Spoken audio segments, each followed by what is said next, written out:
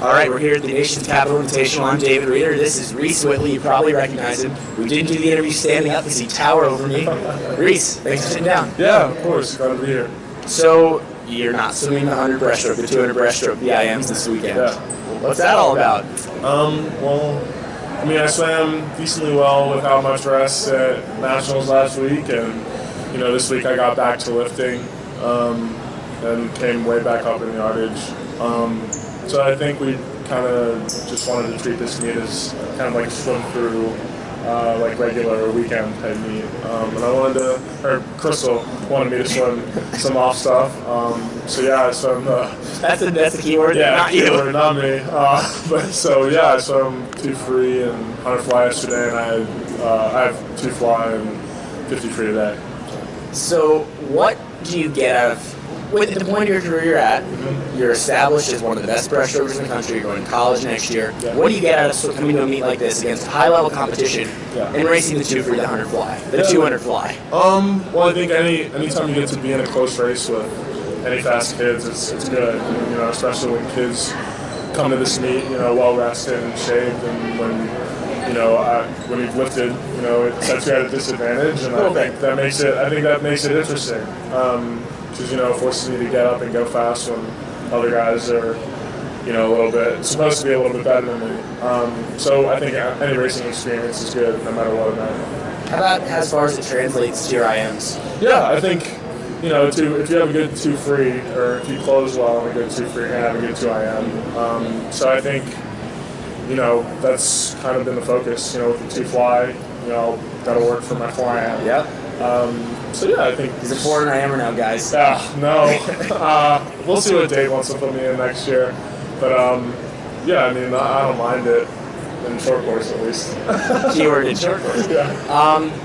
Your underwaters. Most breaststrokers don't think of as underwater specialists, but you have some nice underwaters, which obviously will serve you well in college swimming.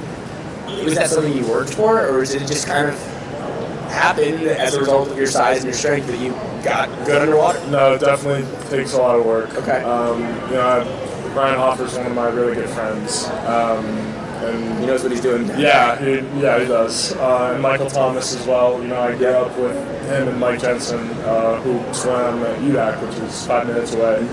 And when we do joint practices in the spring, and they would just murk me underwater. Like they'd destroy me in every single set.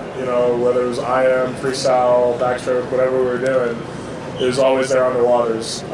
And I was pretty young at the time, probably about 13, 14 when we started doing those joint practices. And not that long ago. Not that long ago, but yeah, just watching those guys and training with those guys combined with, watching Hoff do what he does. I just kind of want to work on underwaters. And yeah, it got me a little way. Took a long time, and I still got a long ways to go. And watching how many guys are starting to, or at least trying to emulate what guys like Caleb can do. I don't know if anyone can actually. Nobody can do it. Yeah, nobody can actually do it. And nobody will for a good while.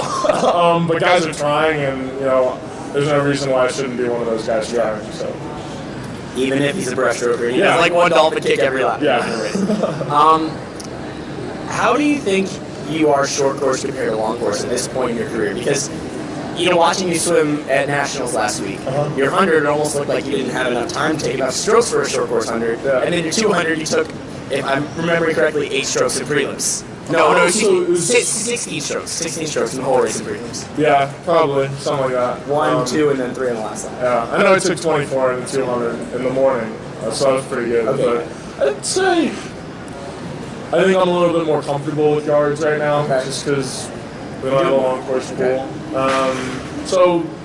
But I mean, my long course swimming it's not plateauing, but it's kind of been iffy the past couple of years.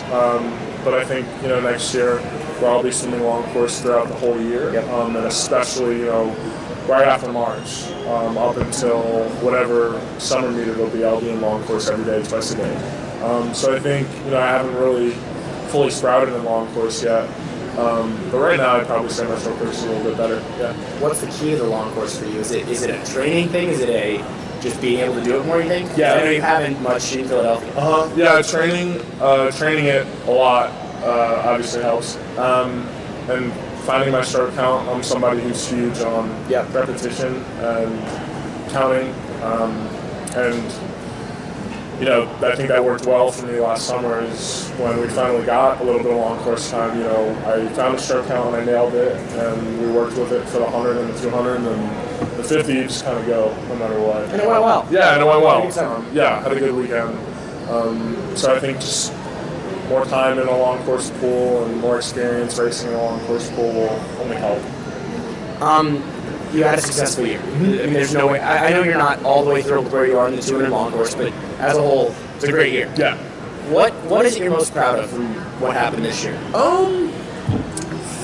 Let's see. It's a lot. Well, there's a lot of things to be proud about, but I think definitely just stepping up in that captain's role this summer. The World Juniors. Yeah, and it wasn't like Michael and I led the team. It was pretty much everybody was on our level. We just led the chance before prelims and finals. But to see that and kind of have younger guys on the team ask me for help, and when I give them a response, for them to swim well after that was really exciting for me. And then just stepping up when I was needed. So for the relays, was what I was probably most proud about this year. Yeah. You lived on the East Coast your whole life. Are you ready to make this very big transition to go to college a very long way away? Yeah. Not to be too scary here. Yeah, I mean, I'm super pumped for it. I've been at Penn Charter since I was 5 years old. Penn Charter is now pre-K through 12, but I started in kindergarten. Okay. I'm a senior now, and it's one campus, and not much has changed. Got one new building, One new building in the majority of your life. Yeah, a couple new places around campus, but it's small. It's 1,000 pre-K through 12. So I think I just needed a little bit of a change in environment, and that's what I'm going to get at Cal next year. I'm definitely thankful for everything that Penn Charter has given me. Great education first and foremost, but we've been very lucky to have Crystal in our lives and have a really, really, really good coach right in our backyard, and has been with me for a really long time now. But I definitely think it's time for me to move on. Yeah. And Crystal knows that as well. We're going to enjoy this last year with each other and just finish what we started at Easterns in February. So. What's that relationship like between you and her, and what do you think it's going to be like once you leave? It's a really good relationship right now. We push each other at practice. If something's really hard and I might not like it. If I'm moody, I'll ask her why are we doing this, and she'll explain it to me, and it makes her better. Yeah, and I'll put my head in the water and get it done. And obviously she pushes me in the pool every day, no matter what. But I think after I'm gone, we'll definitely keep in touch all the time. I'm sure for the majority of freshman year, Dave will probably have to reach out to her, just as he probably does, with the rest of the freshman class, with their home coaches, just about things that make us train better and swim faster at meets, the little things. But after that, Crystal has coaching goals as well. I know she's not going to be at Penn Charter for the rest of her life, so she'll definitely have other plans, and hopefully I can be there the whole way. Yeah, that's pretty cool. I mean, because you have some teammates here, but a lot of these meets, it's just you and her. Yeah. And it's been like that for a few years. Yeah, she's been through a lot with me. All the age group meets. I mean, even here when I was 13. That was our first meet where she was my full-on head coach. That was a long time ago, wasn't it? Yeah, it was. But yeah, I mean, everything from my first junior nationals in summer of 2014 to being the Sports Illustrated Kid of the Year. She did that whole process is pretty much thanks to her. I mean, she signed me up for it, and I somehow got it. And we did the award show thing together. Got to experience that. Took me to, she sent me to Junior Worlds in Singapore and Olympic trials, and came with me to Mallory, and also this past summer in India. It's been a long ride. So yeah, I think this last summer will be a good one. Yeah. Is it? Do you have? Is there senioritis at all? Do you have trouble staying focused? Oh no, that's not good. No, definitely. In school, maybe in the pool, less so. There's definitely no senioritis. Okay, that's good. That's not really allowed at Penn. They don't really let you. I'm gonna ask Cassie that at some point. See what she says. But no, at Penn Charter, they don't really let you slack off too much. Yeah, I had to fill out my college application like everybody else and on time, and yeah, I'm taking AP Chem right now. It's whipping me pretty hard. So definitely no senioritis. Out of the pool, in the pool, it's the same way. This year I'm probably going to be working harder than any other year because I don't know really what to expect next year.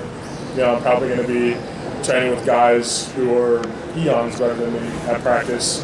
So this year it's about getting better at training just so I can be ready.